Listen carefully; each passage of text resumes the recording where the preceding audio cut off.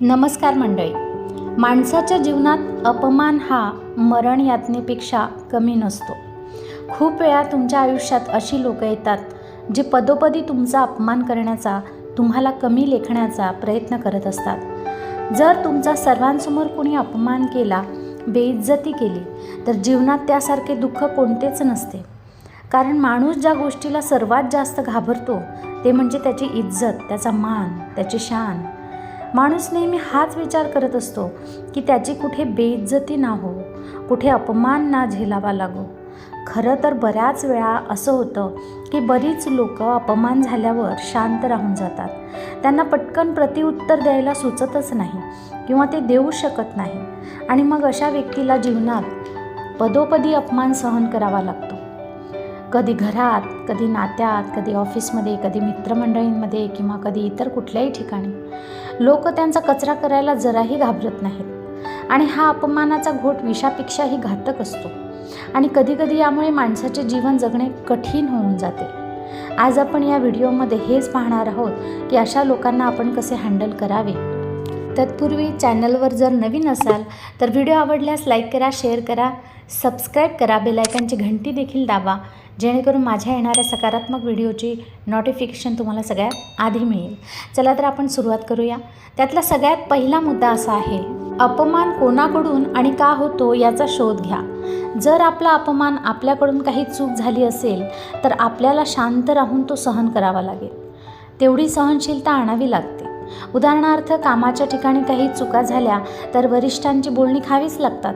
कधीकधी आपल्या घरातीलच मंडळी म्हणजे आपले आई वडील जर आपल्याला काही अपमानजनक बोललेच तर त्यामागे तुम्ही सुधारावं. तुमच्या आयुष्यामध्ये ज्या काही कमतरता आहेत, जो आळस आहे किंवा इतर काही जे तुमच्या भविष्यासाठी घातक आहे, त्यातून तुम्ही बाहेर पडून सुधारणा करावी म्हणून केवळ काळजीपोटी ते तुम्हाला बोलतात. कधीकधी त्यामुळे इतरांसमोर तुम्हाला अपमानही सहन करावा लागतो. त्याचे कधीही वाईट वाटून घेऊ नका. उलट विचार करा आणि स्वतःत सुधारणा घडवून आणा. कधीकधी आपली टांग आपले मित्रमंडळीही खेचत असतात, मजाक मस्ती करतात, तर तिथे ही परिस्थिती फारशी मनावर घेण्यासारखी नसते. तुम्ही तिथे चूप राहू शकता. पण काही वेळा काही ठिकाणी लोक केवळ आपल्याला कमी लेखण्यासाठी आणि आपल्याला हट करण्यासाठी नीचतेचा कळस गाठतात.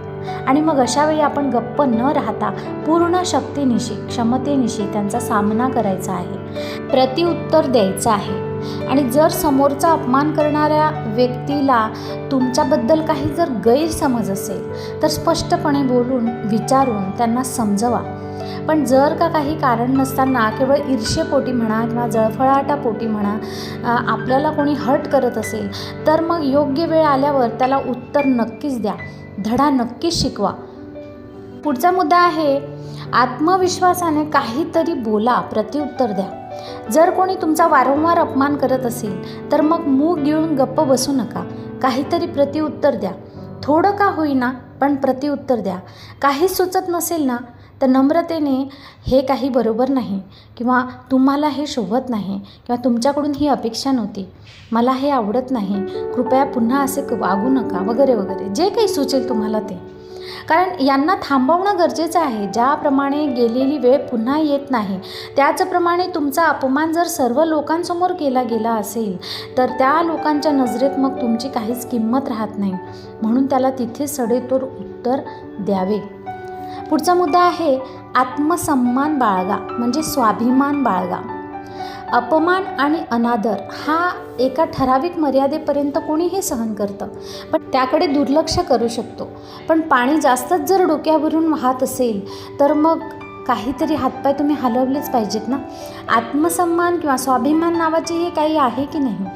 स्वाभिमान आहे तर तुम्ही आहात, आणि तुम्ही आहात म्हणूनच तुमचे जीवन आहे. तुमच्यामुळे ही दुनिया आहे. नातेगोते आहेत, नात्यागोत्यामुळे तुम्ही नाही आहात. आणि कोणतंही नातं म्हणा हे एकतर्फी नाहीच, दुतर्फी असते. माणूससुद्धा देवाची जेव्हा पूजा अर्चा भक्ती करतो त्याबद्दल त्याचेही काही मागणे असते देवाकडे. म्हणजे देवासोबतचेही नाते दुतर्फा असते. हे मी नात्यागोत्यांची गोष्ट करते बरं का. आणि बघा, जेव्हा तुम्ही पहिल्यांदा प्रत्युत्तर देता कोणालाही अपमान झाल्यावर, तेव्हा समोरचा व्यक्ती जरी दाखवत नसला ना, तरी मनातून तो घाबरतो, कचरतो, असे की अरे हा देखील बोलणारा व्यक्ती आहे, सहन करणारा व्यक्ती नाही. आणि जर तुम्हाला पहिल्या वेळी बोलता नाही आलं, तर कल्पना करा की तुम्ही काय काय बोलू शकला असता. या कल्पनेनेही तुमच्यामध्ये ना हिंमत येते, आत्मविश्वास येतो, आणि मग थोडं थोडं बोलता बोलता तुम्ही एक दिवस समोरच्या व्यक्तीला परखडपणे आत्मविश्वासाने प्रत्युत्तर देऊ शकाल. कारण बोललं तरच तुम्हाला कळेल ना तुम्ही किती बोलू शकता, काय बोलू शकता, तेव्हाच तुम्ही शिकाल. तुम्ही गप्प राहून शिकणार नाही. मान ताट करून चालून तर पहा. देवाने तुम्हाला सतत अपमान सहन करण्यासाठी जन्माला घातले नाही आहे. पुढचा मुद्दा आहे, दुसऱ्यांच्या तालावर नाचू नका. म्हणजे असं की अपमान झाल्यावर लगेचच भांडण करणे किंवा 2 हात करणे कधी कधी घातक सिद्ध होऊ शकते.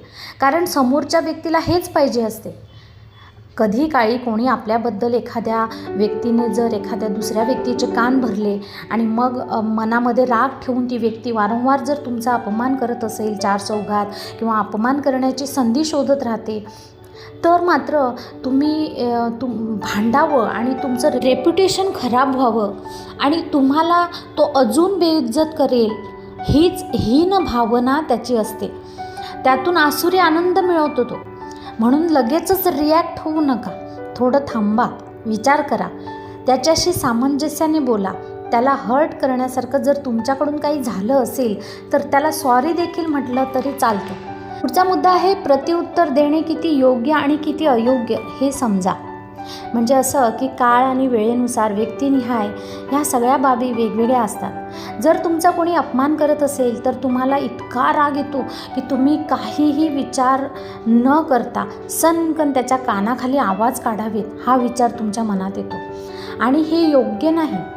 कधी कोणी जर तुमचा अपमान करत असेल तर काही ठराविक परिस्थितीत वेळ, काळ आणि व्यक्तिनिहाय तुम्ही शांतच राहा. लगेचच पेटून उठू नका आणि विसरूही नका की योग्य वेळेची वाट पहा आणि आपले काम करत राहा. कारण कधी कधी अपमान होणेही गरजेचे आहे. प्रत्येक गोष्टीला पॉझिटिव्ह बाजू असते. अपमानामुळेच तर आपला स्वभाव पेटून उठतो आणि त्यातूनच जागी होते आपली जिद्द, आणि मग तयार होतो एक खंबीर आणि अभेद्य व्यक्तिमत्व.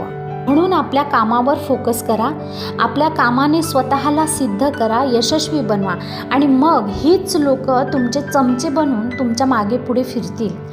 कधीकधी अपमान सहन केल्याने कमीपणा येत नाही. आणि नात्यात म्हणाल तर कधीकधी काही नातेवाईकांना आपण सडेतोड प्रत्युत्तर नाही देऊ शकत. तेव्हा तुमचे मौनच तुमची ताकद बनते. कारण नाते आपण तोडू शकत नाही, त्यांना नेहमी टिकवावं लागतं. असे काही नाते असतात. पण मग अशा लोकांशी, म्हणजे जे सारखा तुमचा अपमान करतात, पण मग अशा लोकांशी जास्त बोलूच नका. थोडं दूर राहा. म्हणजे मी नातेवाईकांचं बोलते. त्यांना भेटणं बंद करा, जेणेकरून आपल्या व्यवहाराद्वारेही त्यांना किंवा आपल्या बॉडी लँग्वेजद्वारेही त्यांना समजेल की ही व्यक्ती आपल्यावरती नाराज आहे. आणि जर ती व्यक्ती समजदार असेल तर स्वतःचा व्यवहार सुधारेल, चांगलं वागेल. पण कधीकधी काही नातेवाईक फारच चिकट असतात. ते त्यांच्यात सुधारणा करतच नाहीत, सारखा समोरच्याचा अपमान करतात. तर अशांना सडेतोड बोला. कारण असे नाते टिकवण्यात काहीच अर्थ नाही.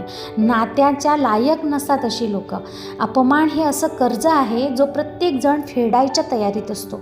त्यामुळे तुम्हाला जर वाटत असेल की आपला अपमान जास्त होऊ नये नात्यागोत्यांमध्ये, तर तुम्ही इतर नात्यांची पण तेवढीच काळजी घ्या. प्रत्येकाला मान सन्मान द्या. जे तुम्ही देता तेच तुम्हाला परत मिळतं.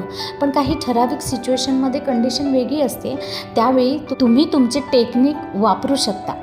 जीवनात येणारी प्रत्येक वादळे ही आपल्याला उद्ध्वस्त करण्यासाठी येत नसतात, तर आपण काय आहोत याची आपल्याला जाणीव करून देण्यासाठी येत असतात, हे लक्षात ठेवा. पहिल्यांदाच अपमान सहन करणारा मनुष्य असतो, दुसऱ्यांदा अपमान सहन करणारा महात्मा असतो, आणि तिसऱ्यांदा अपमान सहन करणारा महामूर्ख असतो. त्यामुळे वाईट संगत आणि मूर्खांपासून लांब राहा.